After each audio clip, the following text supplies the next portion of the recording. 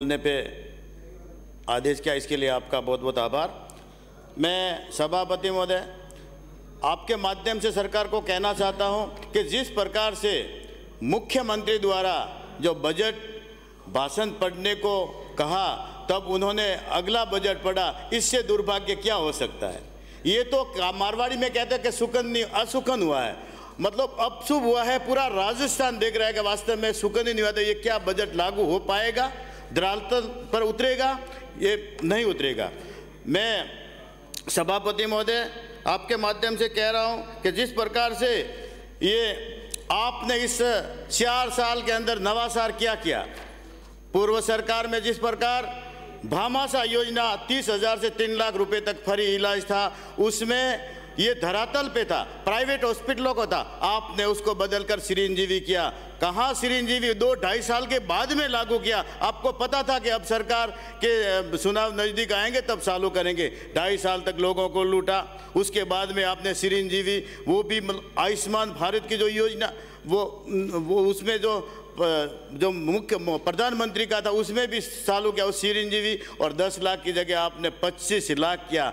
अर्थव्यवस्था क्या है, राजस्थान को कहाँ ले जाओगे, लागू किया है आपने। जिस प्रकार से अन्नपूर्णा रसोई योजना पहले हमारी सरकार में लागू किया था, अन्नपूर्णा एक माँ का, एक अन्न देवता का नाम आता है, इंदिरा गांधी रसोई योजना, वो भी 2-2.5 साल के बाद में जब कोरोना में ही चालू किया होता तो कम से कम लोग इधर उधर भटकते थे, उनको मिलता। मैं धन्यवाद देता हूँ पूर्व सरकार के, तो 2003 से 8 तक रही अक्षकलव्य योजना, 5 रुपये में भरपेट भोजन मिलता था। वो पहली सरकार जो है भारतीय जनता पार्टी के, जिन्होंने 5 रुपये में भरपेट भोजन मिलता था। कम से कम अगर नकल में भी अकल लगाई होती तो नवाचार किया होता। गौरवपथ योजना, हम विकास पथ करेंगे, कौन से विकास पथ दिए पूरे राजस्थान प्रदेश को। पंडित दीनदयाल विद्युतीकरण योजना, एक भी किसी को कनेक्शन दिया हो घर का, किसी गरीब का अन्याय हुआ है, एक भी कनेक्शन नहीं दिया गया।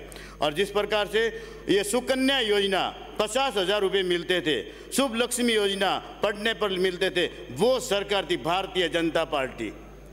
मैं धन्यवाद देता हूँ पूर्व सरकार को, जैसे कि आपके मंत्री लोग जवाब नहीं दे पाते, हमारे पूरे मंत्रिमंडल एकता के साथ में किसी प्रकार से कोई भी जवाब हो तो संपूर्ण दिया करते थे। आपके जिस प्रकार से मंत्रिमंडल लिया, उनको खुद को भी अनुभव नहीं, कुछ जानकारी नहीं, और इस जगत पट्टे के अंदर आपने कोरोना महामारी गिना, वो गिना, और होटलों में मजे किए, वो तो गिनते नहीं है, लोग मर रहे थे। जिस प्रकार से आपने घोषणाएं की, मैं घोषणाएं आपको गिनाता हूँ। जिस प्रकार आपने 2011 में लिलोरी वर्ली शहीद स्मारक बनाने की, वो अब जा कर के परकोटा बन रहा है। वहाँ भी अगर जाएं तो बड़ा दुर्भाग्य है कि वहाँ पूरी मिट्टी लगा रहे, वो परकोटा भ्रष्टाचार की खाई में जा रहा है। पिंडवाड़ा के अंदर आपने कॉलेज पूर्व सरकार में स्वीकृत थी, लेकिन बिल्डिंग अभी तक नहीं। पहले पूर्व में मैंने एक विधानसभा में प्रश्न लगाया था कि 100 करोड़ पास हो चुके हैं और जल्दी शुरू होगा, शुरू होने के बाद में बंद है, तो क्यों वो कॉलेज बंद है? अभी तक आपके पास में बजट नहीं है। जहां पर हमारा कॉलेज स्वीकृत था, जमीन थी, अब वो कॉलेज क्यों नहीं बन रहा है? और पंचायत के मुख्यालय पर आपने नंदी गौशाला खोलने की घोषणा की, कहाँ है वो गौशाला बनाई है? और उपखंड पर स्टेडियम बनाने की घोषणा की थी, अभी वो उसके कागज कहाँ हैं? आप खाली वाहवाही करने के लिए आपके सभी सदस्य जो सरकार में बैठे उनको सबको पीड़ा है, सब चिल्ला रहे हैं, प्रश्न लगा रहे हैं, लेकिन आपका कुछ भी होने वाला नहीं है। और ये तो खाली अगर आपके विपक्ष में बोलेंगे तब उनको पता है कि टिकट कट दिया जाएगा, लेकिन चिंता में डूबे हुए हैं। और जब आपको मालूम पड़ेगा चुनाव आएगा तब आपको इसी तरफ आना है, और 25, 30, 35 के अगर ज्यादा आवे तो आप मेरे को बता देना। और जिस प्रकार से 2 लाख रुपए किसानों के घोषणा की कर्ज में आपका क्या हुआ? बेरोजगार युवाओं को भत्ता देने की बात की, कहाँ हुई भत्ते की बात? और उल्टा युवाओं के साथ में धोखा, 17 बार पेपर लीक हुए। शर्म आनी चाहिए ऐसी सरकार को। और प्रदेश का युवा जानता है कि जिस प्रकार की जो सरकारें हैं वो नाकाम है इस प्रदेश चलाने में, तो आपस में कुर्सी बसाने में लगे हैं। 10 करोड़ की घोषणा तो आपने पहले की थी मिसिंग लिंक रोडों की और मरम्मत की, कहाँ गए वो रोडे? अभी तक उसका कोई ठिकाना नहीं। अब 10 करोड़ की घोषणा और की है, पता नहीं कब लागू होगी, ये समझ से बाहर है। आप जिस प्रकार से गौ माता की चर्चा सब आपने की, गौ माता की चर्चा है, और गौ माता को लेकर चर्चा खूब, लेकिन ये बताओ कि इलेक्ट्रॉनिक कत्ल खाने किस सरकार ने चालू किए थे, ये तो बता सकते हो ना। इलेक्ट्रॉनिक कत्ल कारखाने शुरू किए आपकी सरकार में। दिल्ली में गो हत्या के विरुद्ध में अगर दिल्ली में साधुओं ने धरना दिया था, तब साधुओं पर गोली बिसा करके उनकी हत्या की। इसके ऊपर क्या हो सकता है? जहाँ श्रीमती इंदिरा गांधी प्रधानमंत्री थी, ऐसे हमारे प्रधानमंत्री नरेंद्र भाई मोदी, जो आप कह रहे हो कि एक सब पर भारी, तो वो नहीं कह रहे, हम कह रहे, पूरे देशवासी कह रहे हैं कि हम जो नरेंद्र मोदी सब पर भारी है, वो जनता कह रही है, पूरे विश्व के लोग कह रहे हैं। आज देश और दुनिया में आज उनका एक सबका साथ सबका विश्वास सबके साथ वो जिस प्रकार का नारा है, वो नरेंद्र भाई मोदी है, जिन्होंने देश और दुनिया में उन्होंने नाम कमाया है। आज विदेशों में जाते हैं, सब नतमस्तक होते हैं, वो ऐसे प्रधानमंत्री नरेंद्र भाई। 9 साल हुए हैं, क्या किया आप लोगों ने?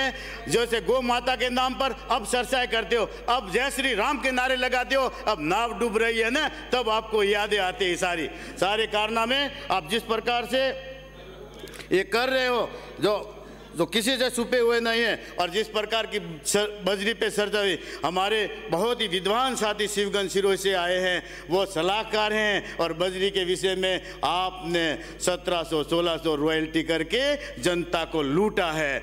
जहां पर इससे बड़ा दुर्भाग्य क्या हो सकता है? जो रॉयल्टी अगर आती है, उसमें तो 2 ट्रैक्टर गरीब के घर में जाते थे। प्रधानमंत्री आवास जब बनता है तो वो रोता है कि वास्तव में बजरी की रॉयल्टी और बजरी कहाँ से लाए? 3-3 हजार रुपए लगते हैं उस ट्रैक्टर के।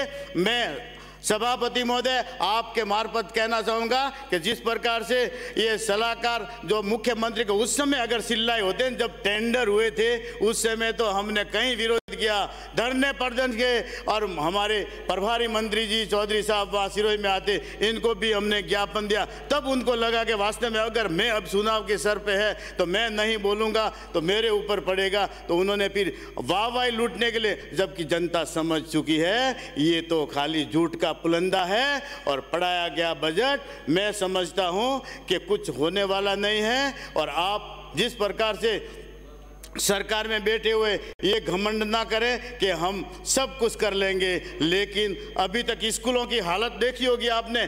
स्कूलों के अंदर कमरे नहीं हैं। स्कूल जो रमसा का बजट आता कहाँ गया?